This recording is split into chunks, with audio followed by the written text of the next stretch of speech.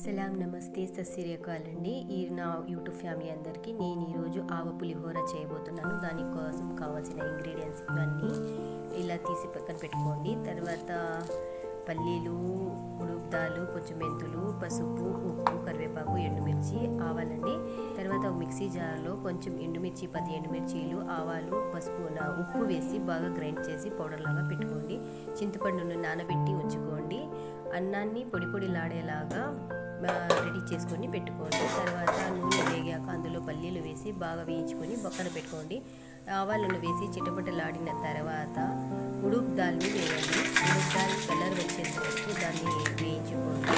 తర్వాత కరివేపాకు, ఎండుమిర్చి వేసి బాగా వేయించుకున్న తర్వాత చింతపండుని పసుపు, ఉప్పు వేసి కలుపుకోండి. బాగా దగ్గర పడేంత వరకు వేయించుకోవాలి. తర్వాత లాస్ట్లో ఆవపిండి వేసి ఒక పచ్చివాసన పోయేంత వరకు వేయించుకున్న తర్వాత అన్నాన్ని వేసి బాగా కలుపుకోండి. మిక్స్ చేసిన అన్నాన్ని సర్వ్ చేసుకోండి, బాగుంటుంది. ఇది మా ఫ్యామిలీ ఫ్రెండ్ జ్యోతక్ అనే వాళ్ళు ఉండేవాళ్ళు. వాళ్ళ ఇంట్లో నేను చాలాసార్లు తిన్నాను. నాకు చాలా బాగా నచ్చింది. నా కొడుకుని చేసి పెడితే సూపర్ మమ్మ అని కామెంట్ చేస్తున్నాడు. మీరు కూడా తప్పకుండా ట్రై చేయండి.